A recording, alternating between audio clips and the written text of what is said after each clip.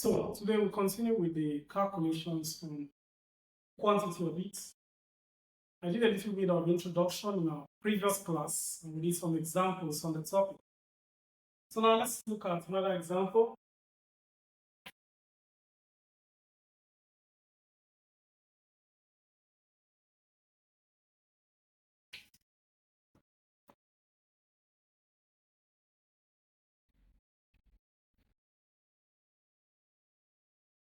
A block of brass weighing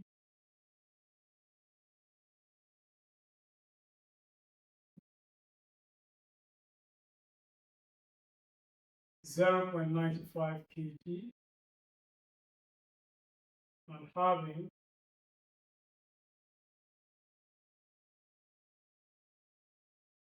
the thermal capacity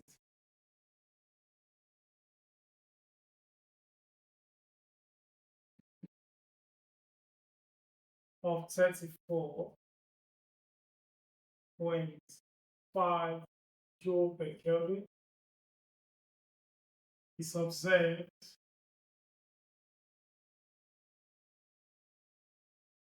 to cool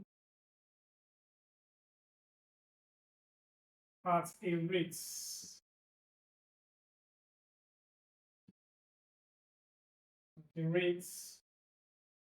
of 0.2 degrees C per second when placed in a refrigerator.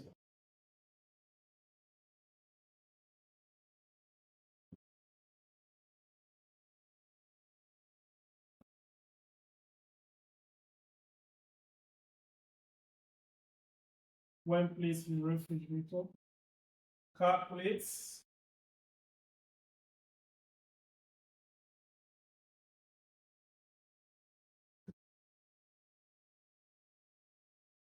the rate at which the block is losing heat,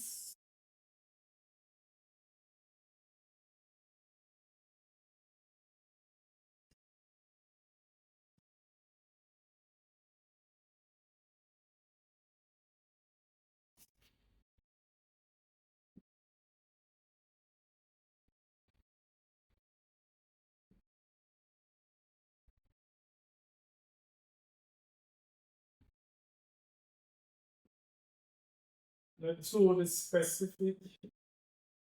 specific heat capacity of brass.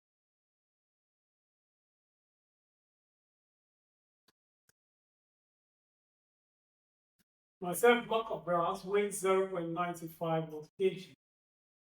That speaks of what? The mass. 0.95 kg, that's the mass. And having a thermal capacity, that's heat capacity, of 34.5 joule per Kelvin. It's observed to cool at a rate of 0.2 degrees C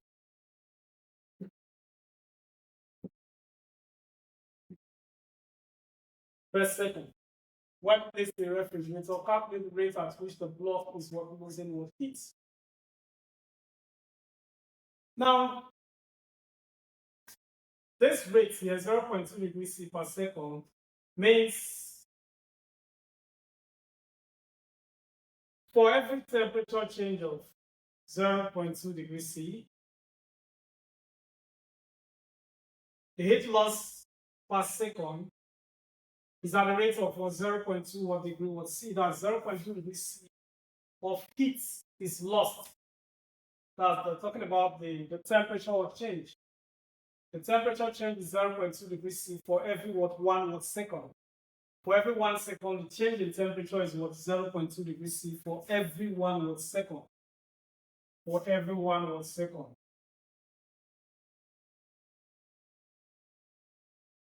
So now, since the change in temperature is 0.2 degrees C for every 1 second, and then you have to calculate the rate at which the block is losing heat. The rate at which the block is losing heat is actually the heat loss per second. The heat loss per watt second. Then we know that heat is what? MC change in watt theta. Okay? MC change in theta. So the rate at which the block is losing it will be this MC change in theta over our time. The heat loss per our time. Now, this MC here is this heat watt capacity. So we have C change in watt theta. C change in watt theta. So the rate at which the block is losing heat, which is Roman figure 1,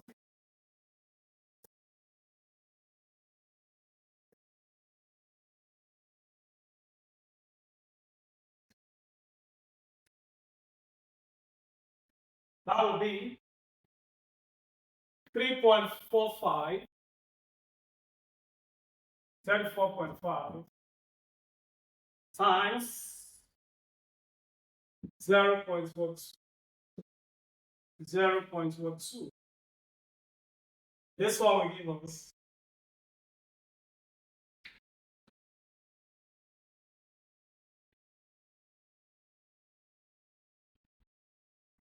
6.9. 6.9 joules per second.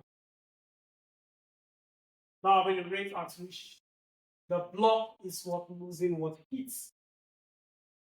Remember figure 2, we have to calculate the specific heat capacity of brass. The specific heat capacity is small c. Now we know that heat capacity C is mass times what specific what heat watt capacity.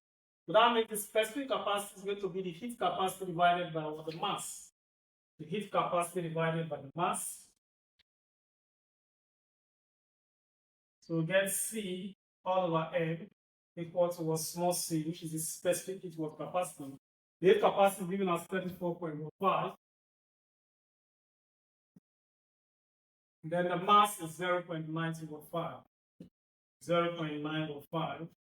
If we divide that 34.5, we divide that by 0.95, that will give us 36.32, 36.32 joules per kilogram per Kelvin. Joules per kilogram per Kelvin. Joules per kilogram per Kelvin.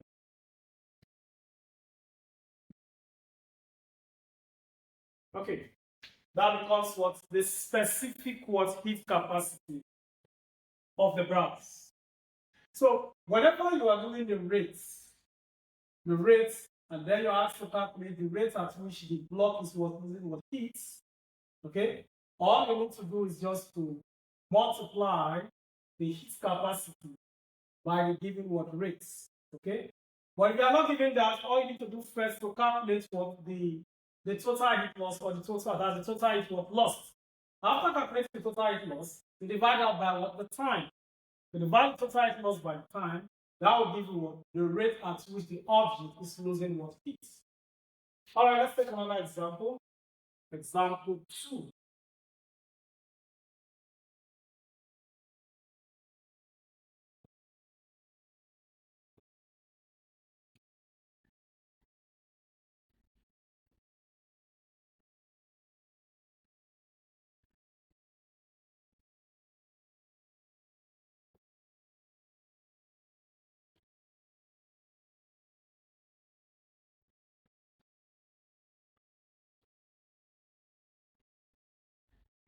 Example 2.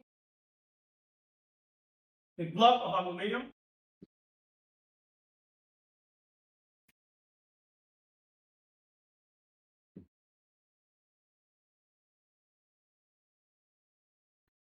is heated electrically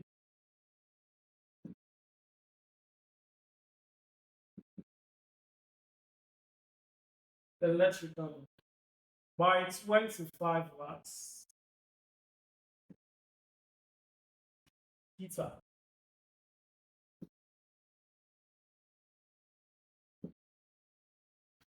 If the temperature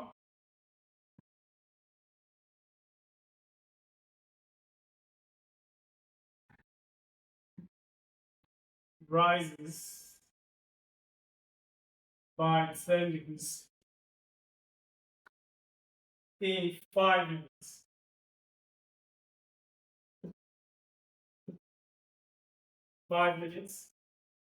calculates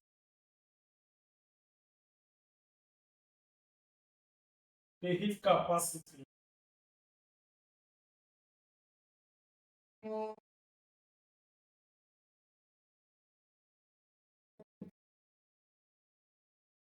of the aluminum.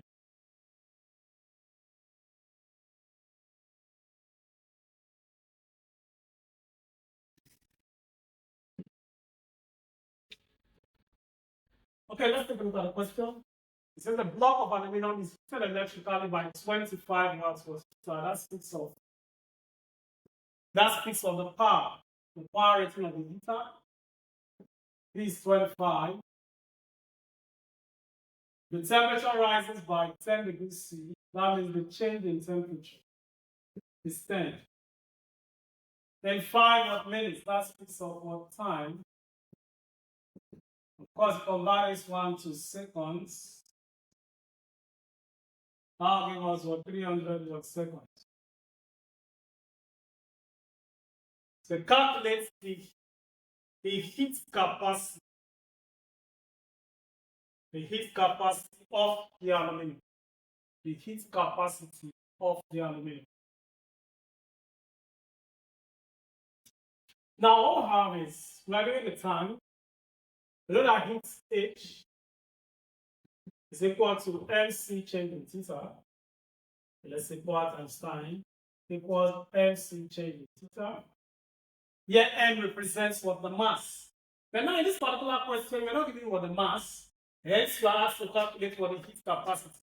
Since we have to calculate heat capacity, I know that mass times specific heat capacity gives us what the heat watt capacity. So our power times time equals heat capacity times change in what temperature. Now we are looking for the heat capacity. So I multiply power times time all over change in temperature. That will give us what the heat watt capacity. The power is 25. The time is 300 all over 10. Solve this one. You'll get the heat capacity of the vessel. So this one gives 25 times 30 equals C. We multiply this one equals 750 joules per Kelvin. 750 joules per Kelvin. That is the heat watt capacity of the aluminum. Now just remember the formula. Power times time equals MC change in theta. Power times time equals C change in what theta. I've also told you that sometimes it may not give you the power like in this case. It may be giving you what the current or the voltage. Okay? And the other formulas you need to apply like P equal to what I what V or I squared what R. So that H becomes what I squared R what T. But for this particular question, we're giving what the value of what P directly. So that's why we're using what H equals PT is equal to what MC change in what theta.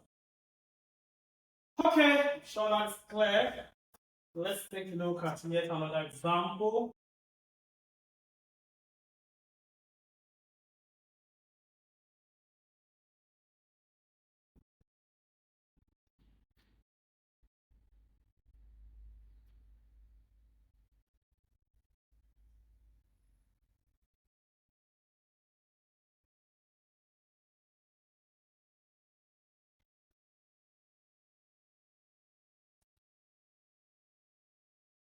Okay, it says the mass of a liquid, 3, the mass of a liquid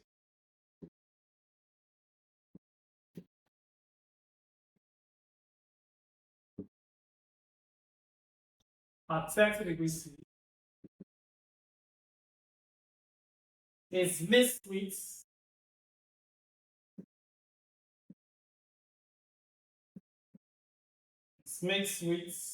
the mass of the same liquid.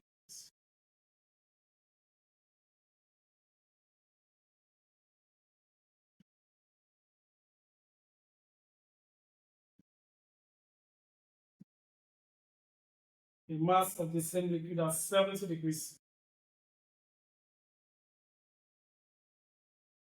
And the temperature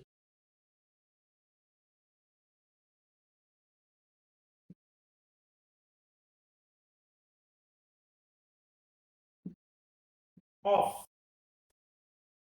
the mixture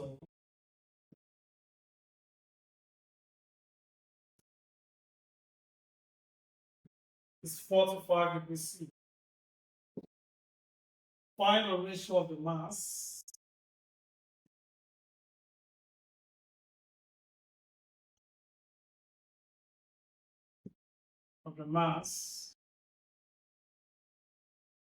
of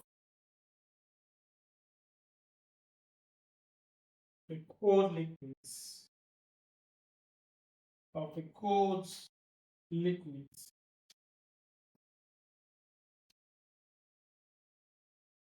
to that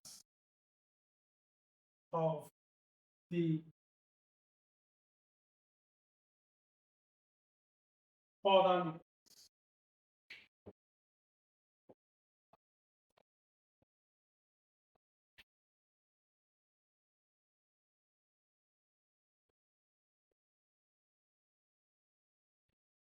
Now, for a question like this,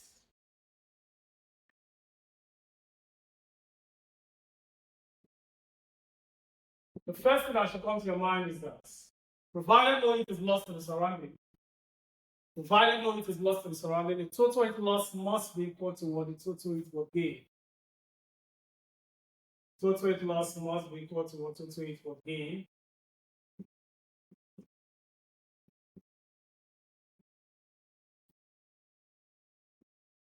So you have to identify which one is gaining and which one is losing what heat. So the mass of liquid that's what 30 degrees C is mixed the mass of the same liquid that's what 70 degrees C.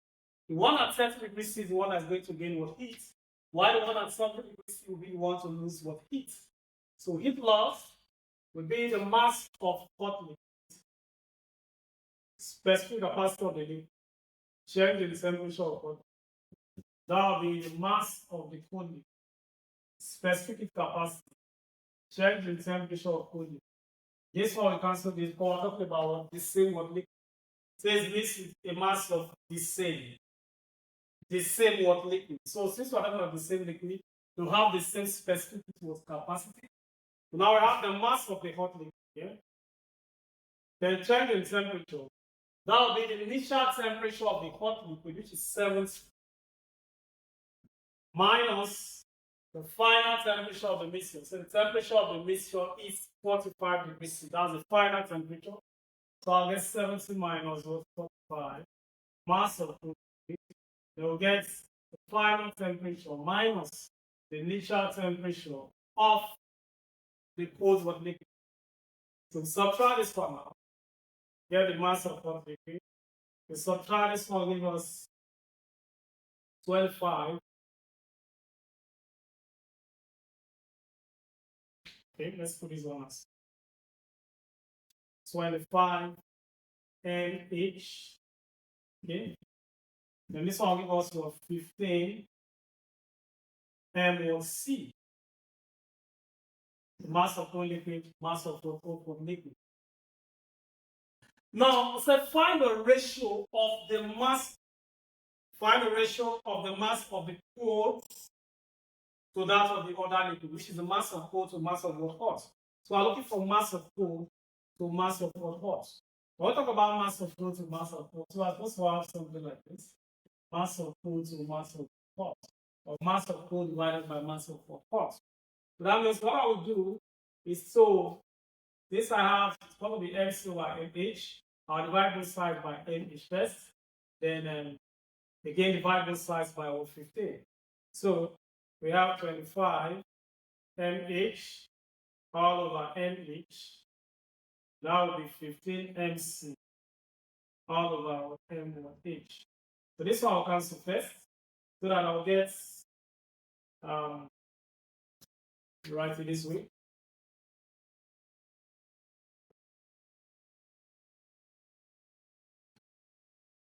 So now I'll get 25 equals 15 mc over m1h. So now divide this size by 15. So I'll get 25 over 15 equals 15 mc all over 15 m1h. So this one will cancel this one. So that's 5 can divide then. 5 here will give us 3, 5 here will give us 5. So what I will have is 5 over 3 equals mass of two liquids ratio mass of 4. I feel like I write this one as 5 ratio 3 equals mass of 2 ratio mass of 4 to liquid. That is the answer to that particular question. Always remember, provided no heat is lost to the surrounding, the total heat loss must be equal to the total heat gain. Now, sometimes it might give you a question that is kind of lengthy compared to the ones that we are doing. The principle is still the same. Just find out which one is losing heat, and find out the one that is gaining what heat. Once you can differentiate between the one losing heat and the one that is gaining what heat, then you can solve the question that has been given to you. Let's take a look at that type of question.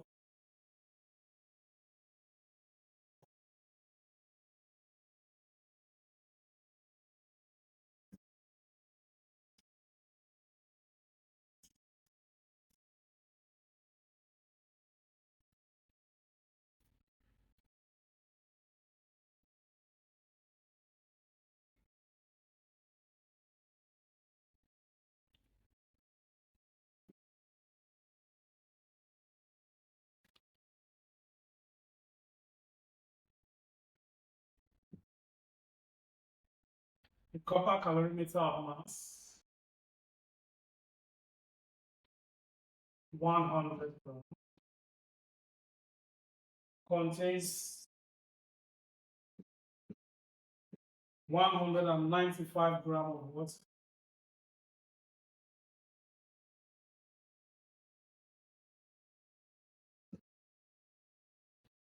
At 20 degrees C.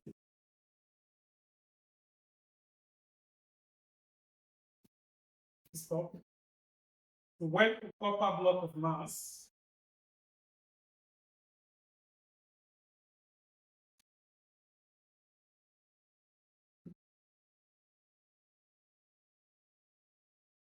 when the copper block of mass 80 grams at 100 degrees C is gently drops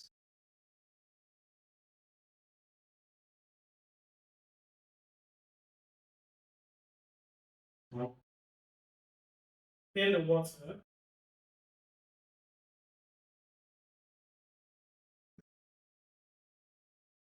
the final temperature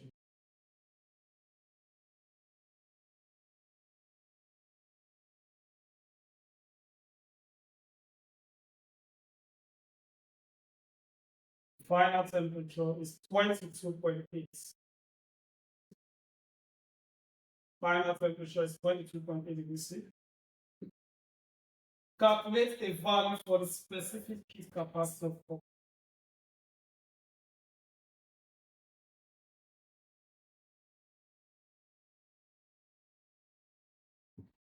Calculate a value for the specific heat capacity of copper.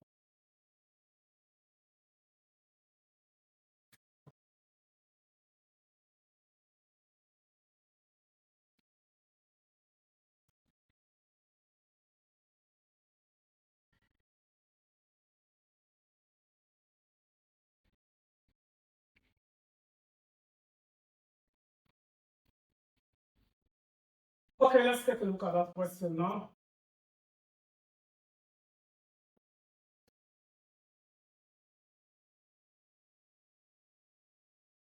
says a copper calorimeter of mass 100 gram, mass 100 gram,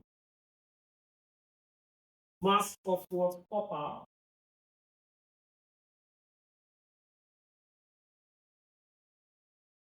(100 gram) contains 195 gram of water, 195 gram at 20 degree C. The natural temperature of the calorimeter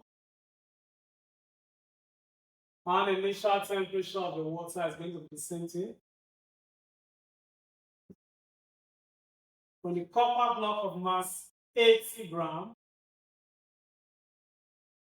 mass of copper block is 80 gram, then initial temperature is what? 100 degrees C. It's generally dropped in the water. The final temperature is what? 22.8. Final temperature is what? 22.8. We calculate a value for the specific heat capacity of copper. Now, we are going to calculate what's going to gain and which one is going to lose what heat. Now, this copper calorimeter was initially at 20 degrees C, so it's going to gain what heat. So I'm going to calculate first heat gain by what? Calorimeter. Heat gain by calorimeter.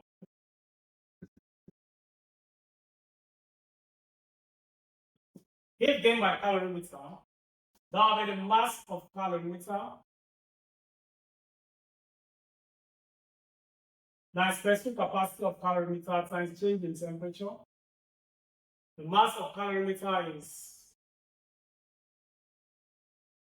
100 gram. Mind you, can start to convert everything here to kilogram and work with kilogram if you wish.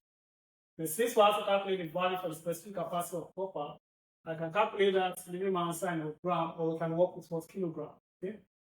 So if you are doing an objective exam, you have to look at the options for you to know whether there's need for you to convert or if there's no need for you to what? Convert. But in this case, I'll work with the mass in gram.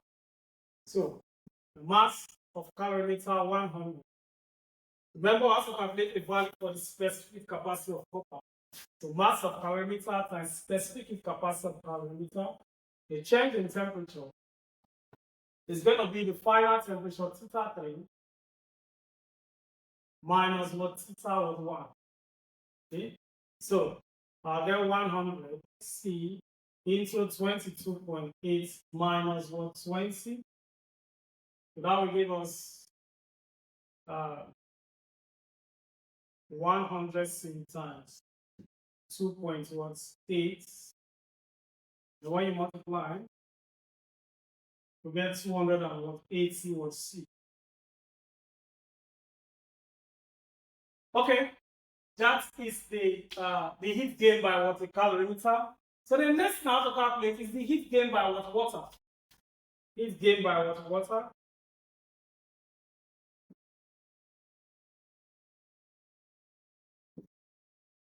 That will be the mass of water, the specific capacity of water, then times what? The change in what? Temperature. Now, the specific capacity of water, we can use 4.12 joules per gram per watt Kelvin. 4.2 joules per gram per Kelvin. Or 4,200 joules per kilogram per watt Kelvin. Since I'm working with my gram, we're going to use 4.2 joules per gram per watt Kelvin. So the mass of water, 195, times specific capacity of water, 4.2 joules per gram per Kelvin. Then the change in temperature is going to be theta 3 minus what? Theta of 1. Because the water is what gaining what? Heat. So theta 3 minus theta of 1. So we get 195 times 4.2 times 22.8 minus what 20, so it's the same thing. So that was what 2.48. So multiply that.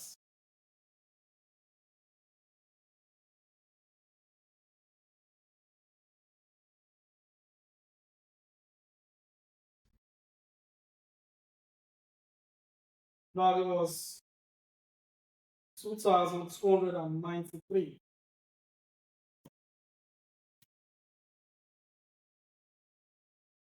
Okay.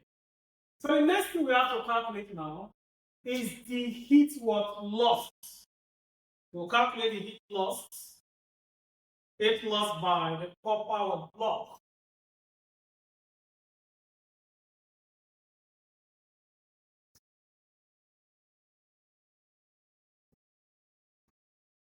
Heat lost by copper block. Heat lost by copper block. That will be the mass of copper block times specific capacity of this copper block times what the change in what temperature. That is mass of copper block, specific capacity. The change in temperature is going to be theta 2 minus what theta 3.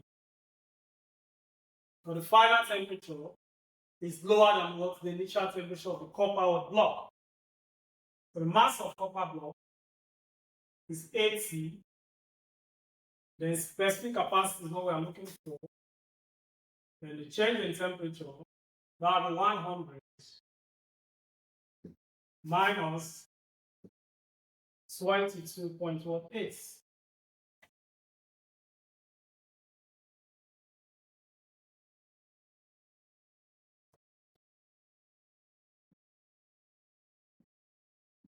So when you subtract, you multiply,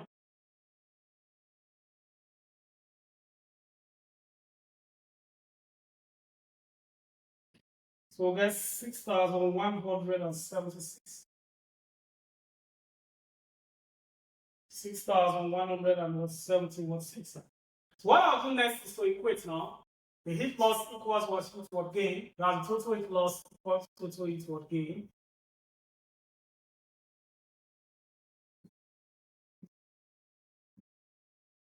So our 6176C equal to 280C plus 2293.2. So now collect items.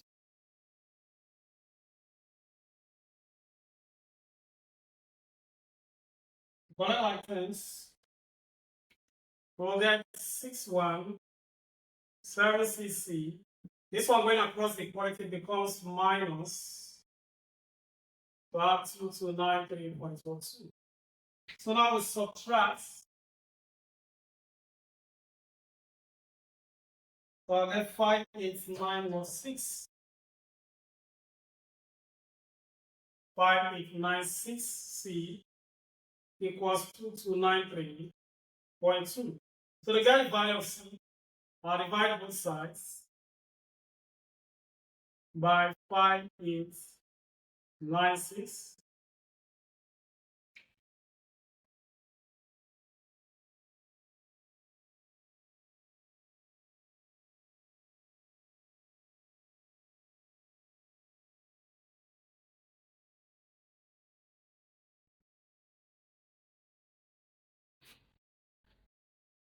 That was 0.139, 0.39 joule per gram per Kelvin.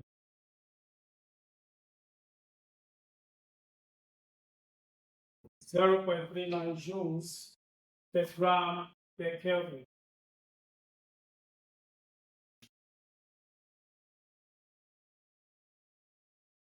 Okay, so that is a value for the specific heat capacity of the copper.